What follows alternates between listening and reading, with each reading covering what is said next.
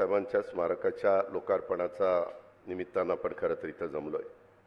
दादासाहेबांच्यावर संपूर्ण महाराष्ट्रामध्ये देशामध्ये देखील अत्यंत प्रेम करणारे त्यांचे चाहते, त्यांच्या विचारांवर काम करणारे कार्यकर्ते, त्यांचे कुटुंबीय आणि विविध क्षेत्रातील मान्यवर इथं जे आलेले आहेत त्यांचं मी देखील मनापासून स्वागत करतो।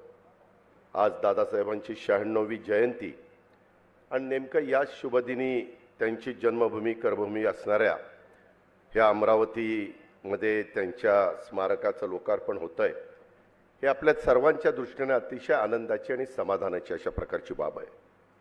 अमरावतीनं आत्तापर्यंत देशाला एक राष्ट्रपती दिलेत, एक सरन्यायाधीश दिलेत, 4 राज्यांना राज्यपाल दिलेत, विश्राम बेडेकर, गोनी दांडेकर, अरुण साधूंच्यापर्यंत साहित्यिक वारसा ह्या अमरावतीला लाभला। आणि सगळ्यात महत्त्वाचं म्हणजे विदर्भाचे सुपुत्र आणि राज्याचे लाडके मुख्यमंत्री देवेंद्रजींच्या हस्ते आज दादासाहेबांच्या स्मारकाचं लोकार्पण होतंय। योग कसा घडून आला, देवेंद्रजींचा आजोळ सुद्धा अमरावतीमध्ये आहे, त्यामुळे एका अर्थाने अमरावतीच्या भाच्याच्याच हस्ते स्मारकाचं लोकार्पण होतंय।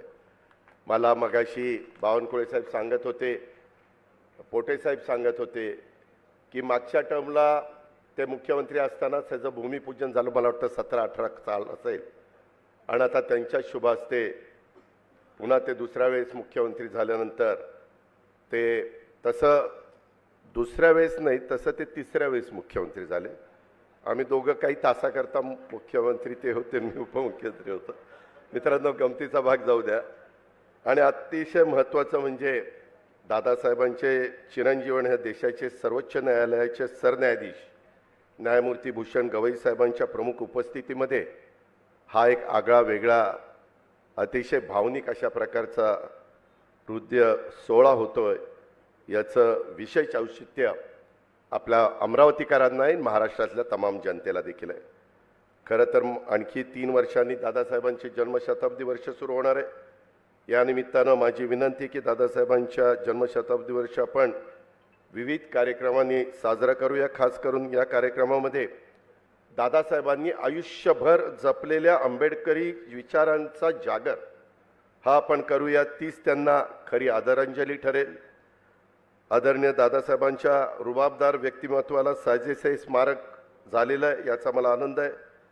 दादासाहेबांच्या जयंतीनिमित्त मी त्यांना विनम्र अशा प्रकारचं अभिवादन करतो। मी फार बारकाईनं बघत होतो, 10 एकर जागा विद्यापीठाने दिली, अतिशय चांगल्या प्रकारचं जे काही उभं करण्यात आलेलं आहे ते दादासाहेबांच्या नावाला साजेसं अशा प्रकारचं काम सगळं इथं झालेलं आहे। त्याबद्दल मी संबंधितांचं सगळ्यांचंच, मग कॉन्ट्रॅक्टर असतील, आमचे जिल्हाधिकारी असतील, इथं काम करणारी सगळी टीम असेल, पालकमंत्री असतील, सगळ्यांचंच मी मनापासून कौतुक करतो।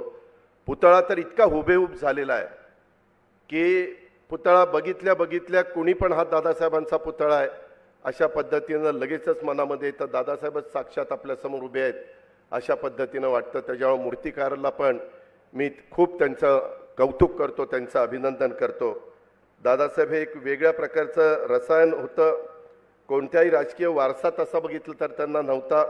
पैसा संपत्ती नसताना कोणत्याही मोठ्या राजकीय पक्षाचं त्यांच्याकडे लेबल नसताना त्यांनी तब्बल 30 वर्ष आमदारकी आणि 13 महिने लोकसभा आणि नंतर 6 वर्ष राज्यसभा, पुढं ते बिहारचे, सिक्कीमचे, केरळचे राज्यपाल म्हणून त्यांनी काम केलं आणि कुणालाही हेवा वाटावा अशा प्रकारची दादासाहेबांची ही कारकीर्द झाली। शिवसेनेचे अनंत गुडे यांनी गवई साहेबांचा लोकसभेमध्ये पराभव केला, मात्र पराभवानंतर सुद्धा दादासाहेबांनी मतमोजणी केंद्रावरच गुंडेंना मिठी मारली, त्यांचं अभिनंदन केलं। या त्यांच्या कृतीतनं त्यांनी परिपक्व लोकशाही राजकीय वैमनस्य कसं विसरून जायचं याचं उत्तम अशा प्रकारचं उदाहरण घालून दिलं। मला वाटतं आताच्या राजकारण्यांनी या गोष्टी शिकल्या पाहिजेत। विरोधक म्हणजे आपले वैचारिक विरोधक असतात, ते आपले शत्रू नसतात, असं दोन्ही बाजूंनी समजून घेतलं पाहिजे। मात्र आता राजकीय विरोधकांना लोक शत्रू मानायला लागलेले आहेत, ही अत्यंत क्लेशकारक अशा प्रकारची बाब आहे। आपण एकीकडे शिवशाहू फुले आंबेडकरांचा महाराष्ट्र म्हणायचा आणि त्याच महाराष्ट्रात अशा प्रकारच्या घटना होतात, ह्या मनाला वेदना देणाऱ्या असतात। आयुष्यभर रिपब्लिकन पक्षासोबत काम करणाऱ्या दादासाहेबांचं अमरावतीतलं जे घर आहे ते मुख्यमंत्री महोदय काँग्रेस नगरमध्ये आहे आणि त्यांच्या घराचं नाव कमल पुष्प आहे. म्हणजे काँग्रेस नगरमध्ये घर, अर्थात दादासाहेबांच्या पत्नींचं नाव कमल आहे त्याच्यामुळे ते कमल पुष्प. परंतु कधी कधी काँग्रेसचं पण जुळून आलंय, कमळाचं पण जुळून आलंय, त्याच्यात वेगळं काही नाही आहे. परंतु एकंदरीत गमतीचा भाग सोडून द्या, मात्र दादासाहेबांनी शेवटपर्यंत आंबेडकरवादी विचार सोडला नाही, हे त्यांचं फार मोठेपण आहे. आणि आम्ही लहानपणी बघायचो, मी फार लहानपणापासून दादासाहेबांना बघितलंय, तो पानाचा डबा आणि त्यांचं ते रुबाबदार व्यक्तिमत्व आणि सतत पान खात खात ते बोलायचे, जबरदस्त त्यांचं वक्तृत्व असायचं. म्हणजे श्रोते वर्गाला खिळून ठेवायचे अशा प्रकारचं त्यांचं व्यक्तिमत्व आणि त्यांचे वक्तृत्व होतं. राजकीय क्षेत्रामध्ये अनेक पदं भूषवून सुद्धा अत्यंत साधा असणारा नेता अशी रासू गवई साहेबांची ओळख होती. आणि त्यांच्या कारकिर्दीत काही वर्ष ते सत्तेबाहेर पण होते, पण त्यांच्या दारात असणारी लोकांची गर्दी ही शेवटपर्यंत कधी कमी झालेली नव्हती. कारण लोकांना विश्वास होता की इथं आपलं काम होणार. विदर्भाचा आणि त्यातल्या त्यात अमरावतीचा सुपुत्र होता, मात्र त्यांनी कधी स्वतःचा भौगोलिक क्षेत्रात मर्यादित स्वतःला ठेवलं नाही. हे त्यांचं एक आगळं वेगळं अशा प्रकारचं वैशिष्ट्य होतं. अमरावती जिल्ह्यातल्या दारापूर सारख्या छोट्या गावात सामान्य शेतकरी कुटुंबात त्यांचा जन्म झाला आणि विशेष म्हणजे दिवाळीतल्या लक्ष्मी पूजनाच्याच दिवशी ते जन्माला आलेले होते. लक्ष्मी पूजनाच्या दिवशी जन्माला आले असले तरी दादासाहेबांचे वडील हे अल्पभूधारक शेतकरी, अतिशय साधं मातीचं घर, थोडी शेती, म्हैस एक, एवढीच त्यांची इस्टेट. मात्र त्यांनी आपल्या मुलाला महामानव भारतरत्न डॉक्टर बाबासाहेबांचे विचार दिले. संत गाडगेबाबा महाराज, संत तुकडोजी महाराज यांच्या कीर्तनाला घेऊन दादासाहेबांना त्यांचे वडील जायचे आणि स्वतः निरक्षर असले तरी शिक्षणाचं महत्त्व त्यांना ठाऊक होतं. त्यामुळं त्यांनी दादासाहेबांना अतिशय उत्तम दर्जेदार अशा प्रकारचं शिक्षण दिलं. दादासाहेबांनी सुद्धा त्यांच्या तरुणपणी महामानव डॉक्टर बाबासाहेबांच्यापासून जगातल्या मान्यवर विचारांची पुस्तकं वाचून काढली. प्रभाकर भेंडे, यशवंत शेरेकर, जामोदराव धोटे, अण्णा वैद्य, बाळासाहेब गुळकेडकर, सुरेश भट, मधुकर केचे, बबनराव मेटे, डॅडी देशमुख हे त्यांचे कॉलेज जीवनातले मित्र होते. पदवीचं शिक्षण पूर्ण झाल्यानंतर नोकरी हा आपला मार्ग नाही हे दादासाहेबांनी आधीच ठरवलेलं होतं. घरची परिस्थिती बेताची असताना त्यांचे निरक्षर वडील पाठीशी उभे राहिले. काहीही कर, मात्र आयुष्यभर महामानव डॉक्टर बाबासाहेबांचे विचार सोडू नको, हे विचार त्यांनी दादासाहेबांना दिलेले होते. आणि दादासाहेबांच्या पाठीशी त्यांचे वडील अक्षरशः पहाडासारखे उभे राहिले. म्हणूनच गवई साहेब महाराष्ट्राला मिळाले. वडिलांनी हिंमत दिली आणि दादासाहेबांचं समाजकार्यात उतरले. मात्र त्यांच्या यशस्वी जीवनात त्यांच्या वडिलांच्या बरोबरच दादासाहेबांच्या सहचरणी असलेल्या श्रीमती कमलताईंचा मोठा वाटा आहे, याचा मी आवर्जून उल्लेख करतो. त्यांच्या संसाराची सुरुवातीची वर्ष संघर्षात गेली. दादासाहेब तेव्हा विमा एजंटचं काम करायचे, मात्र त्यात त्यांचा संसार चालत नव्हता. मग अशा परिस्थितीमध्ये कमलताईंनी कंबर कसून पुढे आल्या. शिवणकाम करून त्यांनी संसाराला हातभार लावला. वसतिगृहात राहून त्यांनी स्वतःचं शिक्षण पूर्ण केलं आणि नंतर त्यांनी राठी विद्यालयामध्ये शिक्षिका म्हणून नोकरी केली. कमलताईंनी आयुष्यात खूप सोसलं. त्यांनी खंबीर साथ दिली. म्हणूनच दादासाहेब बाहेर फिरू शकले, राजकारणात समाजकारण करू शकले, आपलं करिअर ते घडू शकले, यशस्वी होऊन ते शिकले. त्यामुळे या निमित्तानं मी श्रीमती कमलताईंचं सुद्धा मनापासून अभिनंदन करतो. 1964 साली दादासाहेब पहिल्यांदा विधान परिषदेवर निवडून आले.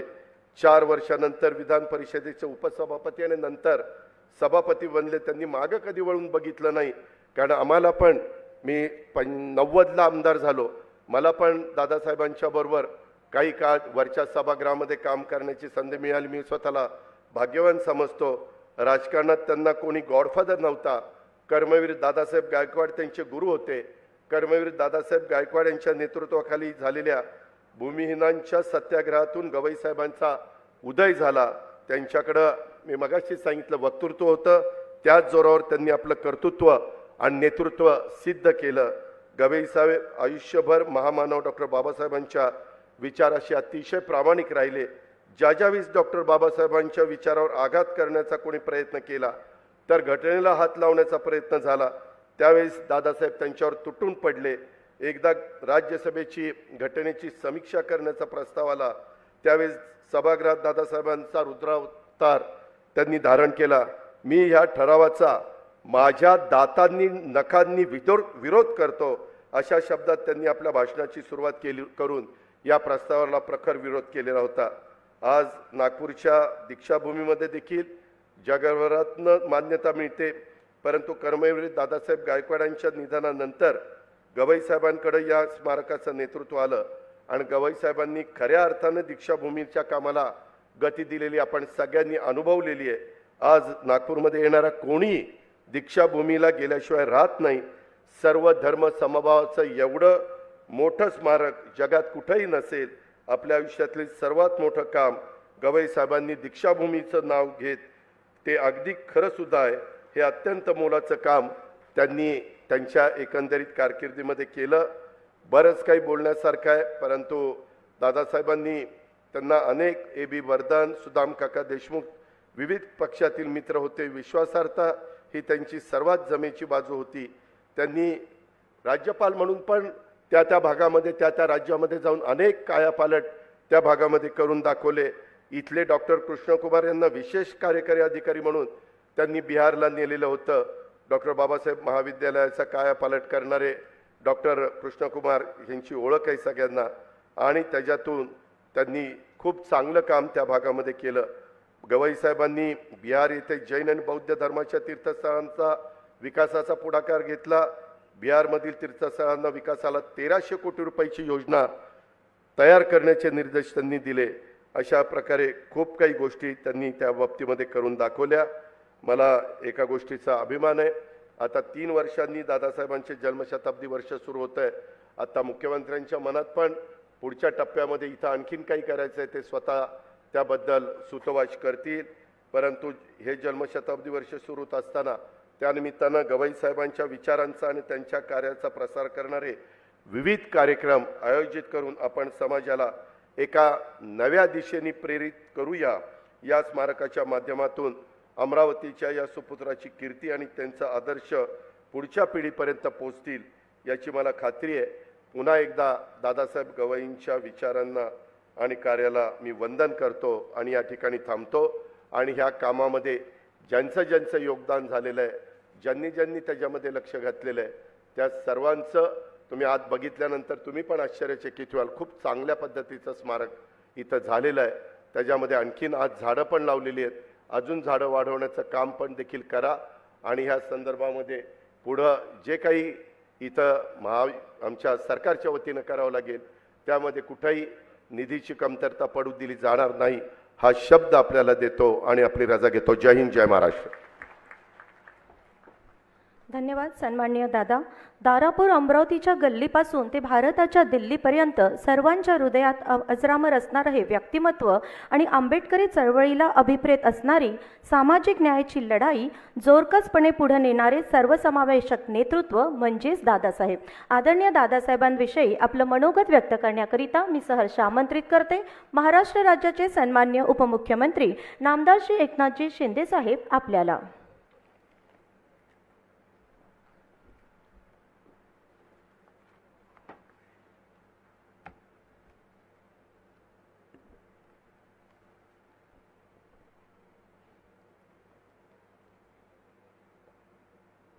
महाराष्ट्राच्या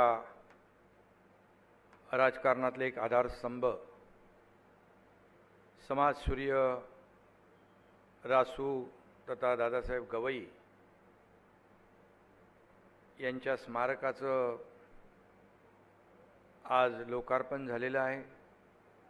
या प्रसंगी उपस्थित सर्वोच्च न्यायालयाचे मुख्य न्यायाधीश आदरणीय भूषण गवई साहेब, राज्याचे लोकप्रिय मुख्यमंत्री देवेंद्र फडणवीसजी, आमचे उपमुख्यमंत्री अजितदादा पवारजी, महसूल मंत्री आणि पालकमंत्री चंद्रशेखर बावनकुळेजी, मातोश्री कमलताई गवई, आपले आईसाहेब, राज्यमंत्री पंकज भोयर, राज्यमंत्री आशिष जयस्वाल, सर्व खासदार, आमदार आणि उपस्थित सर्व मान्यवर, राजेंद्रजी देखील आहेत, उच्च न्यायालयाचे न्यायाधीश देखील या ठिकाणी उपस्थित आहेत आणि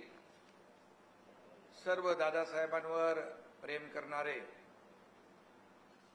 बांधव, भगिनी आणि पत्रकार मित्रांनो, आज दादासाहेबांचा स्मृतिदिन आहे आणि या स्मृती